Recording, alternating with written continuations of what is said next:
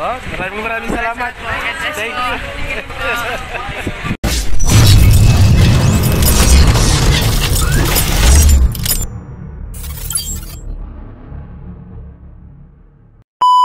May YouTube channel, no? This is Kuya Potpot Vlog at meron tayong isang reaction video po, no? Ito po yung naging tugon po, no, ni Kalinga Prab dun sa reaction video po ni Bopil, no, sa TikTok ni Beyonce, kung saan maraming nagtaas kilay o maraming umalma sa naging reaction nito.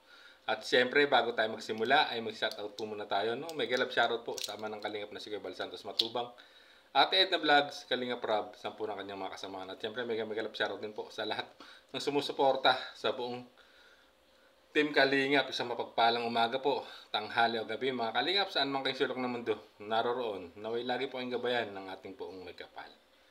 No? At yun nga po guys, no, mayroon tayong topic for today, no. So panonoorin natin 'to, balikan natin yung naging tugon po, no, ni Kalinga Prab, no, patungkol dun sa naging reaction video po ni Bopil kay Beyonce, guys. So panoorin po natin. Thank you. Bopil basher. Doon naman po sa nangyari, doon sa kay Bopil at kay... Ang mali po talaga doon is si Bopil. Kasi bakit niya nireaksyonan si Beyonce, di ba? Bawal reaksyonan ng masama ang beneficiary ko. So, wag na natin pagtakpan yan. Mali talaga doon si Bopil. And kahit magkaiba kami ng opinion ni Kuya Bal, opinion niya yan. Respeto ko yun. Opinion ko, respeto niya. Pero hindi ibig sabihin nun ay magkakontrahan kami. Siyempre, at sa bandang huli, decision pa rin ni Kuya Bal ang masusunod. Pero sa opinion, malawak naman po yan na tanggap po yan ni Kuya Bal. Pero ang opinion ko doon, ang mali doon is si Bopil, no? Maling-mali talaga siya doon.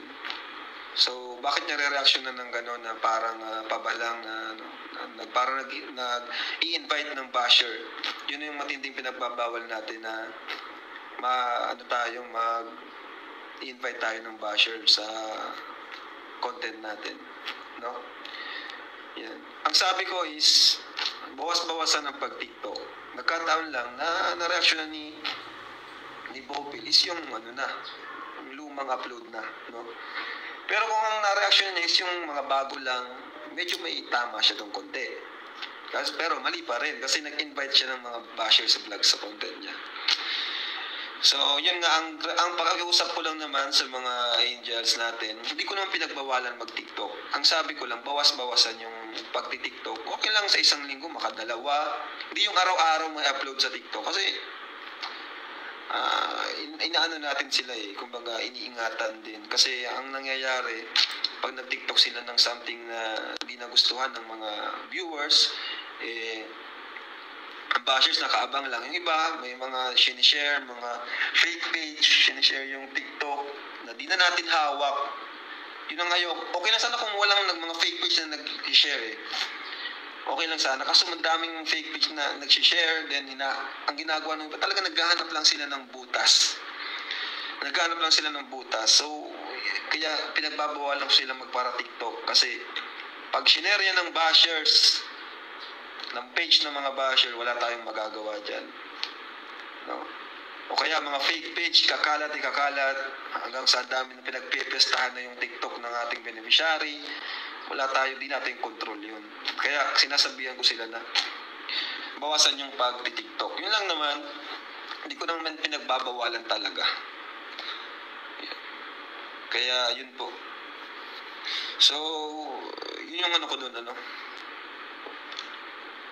So ayan guys, no, narinig nyo ang naging opinion po, no, ni Kalinga Prab, no, dito sa naging reaction video po, no, ni Bopil, no, sa pagti-TikTok ni Beyonce, na ang kanyang opinion ay talagang nag-create or naghakot ng basher na upang mabash po itong si Baby Beyonce. Although sabi niya ay ito kanyang opinion at nagkaroon din ng opinion si Kuya Bal at magkasalungat sila, pero nire-respeto at yun parang decision or opinion ni Kuya Bal ang masusunod doon, no?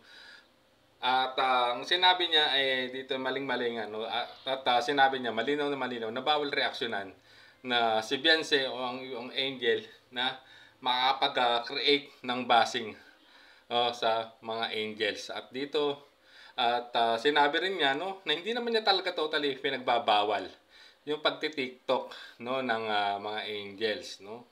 No, ano lang, limitahan lang. Tama naman po si Kalinga Prab, no, kasi awareness po 'yan para po hindi po manakaw yung video, no.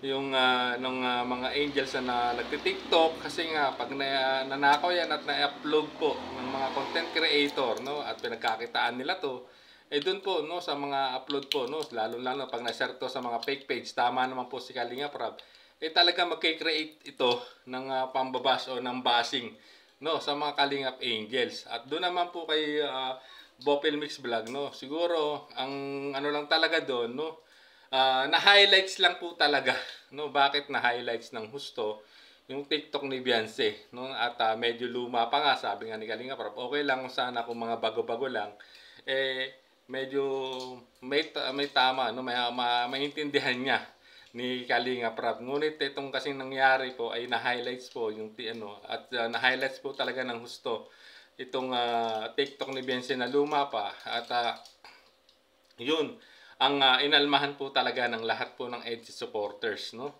At kung ang naging sana, senaryo na lang sana, kung ang ginawa po siguro ni Bopel dito, no, ay ano na lang, in general na sinabi mga sa lahat ng angels, no, hindi niya na in-specific or highlight si Beyonce. Baka sakaling hindi pa ganun kalala ang nangyaring bashing po kay Beyonce, no, sa yun ang ayon kay Kalinga Prab. Kasi nga parang ano kasi, no, yung mga TikTok po kasi po ng ni Beyonce na luma po ang na-highlights, at talaga yung mga naging opinion po ni Bopel doon ay may mga hindi talaga may mga umalma nga po, no. At yun nga, at talagang inanon din po ni Kebal, pero no, ang main ano pa rin diyan ay wag reaksyonan, no, ang si Beyonce o ang mga angels na makapag-create o makapaghakot ng mga pangbabas, no, or bashing, no, against Kalingap angels or Beyonce. Kasi nga po pwede kasing ano talaga yan, manakaw nga po talaga or mapagpiestahan, no, ng mga basher. Kasi alam naman natin talaga nag-aabang lang yan mga basher pag sa mga upload videos ng mga reactor, no, ng tingnan nila kung magiging maganda yung outcome or hindi maganda, at may masasabi po yung mga basher against po, no, sa mga Kalingap angels, kay Beyonce, hindi lang kay Beyonce, no. At yung especially, no, tulad nga nung sinabi ni Kalinga Prab na hindi natin makokontrol, lalo na pag na-share po yan sa mga fake page. Kasi talagang doon mapagpipiestahan po talaga. Kaya nga po sabi niya hindi naman niya totally ipinagbabawal, no, yung pagti-TikTok. Limitahan lang para po hindi naman po mapagpiestahan po talaga, no, ng ibang mga content creator na nagnanakaw po ng mga TikTok video po ng mga angels, no. Kasi pag nakakita po, although hindi naman po masagwa yung yung video TikTok mo, ngunit pag yan ay nanakaw ng mga content creator at nilagyan ng medyo confusing thumbnails, no, doon po talaga magsisimula yung pambabas po, no, sa Kalingap angels or kay Beyonce. Sa tingin ko ganun kasi ang nangyari dito sa naging reaction video ni Bopel, no. Parang nagkaroon ng thumbnail na very confusing. Then medyo ang na-highlights pa talaga ay si Beyonce, tapos yung TikTok na ni Beyonce ay medyo hindi naman talaga bago, luma na parang nakalkal. So yun po yung talagang inalmahan ng mga solid supporter ni Beyonce, no. At yung hindi masyadong no, although yung paliwanag ni Bopel siguro hindi rin masyadong nagustuhan or ng mga supporters, no. Kaya po talagang yun nga, inalmahan po talaga at nakapag-create ito ng bashing, no, sa channel, no, sa against kay Beyonce dahil po dun sa naging reaction nga po ni Bopel. So ayan guys, at least nalaman natin ang naging stand po, no, ni Kalingap Rab, no, sa naging reaction video, no, ni Bopel po kay Bense. At yun nga sinabi niya na bawal reaksyonan ang si Bense ang Kalingap, ang mga angels o mga kanyang beneficiary kung ito po ay makakapag-create ng bashing laban po sa beneficiary niya. So ayan guys, no, malinaw na malinaw mga Kalingap na pwede reaksyonan, no? Wag lang basta iwasan lang makapag-create ito ng bashing laban po sa mga Kalingap Angels, guys. So hanggang dito na lang po ang ating reaction video. Maraming salamat po. Hanggang sa muli po nating reaction. There's a vlogger named Kuya Papa, spreading good vibes, giving all he's got.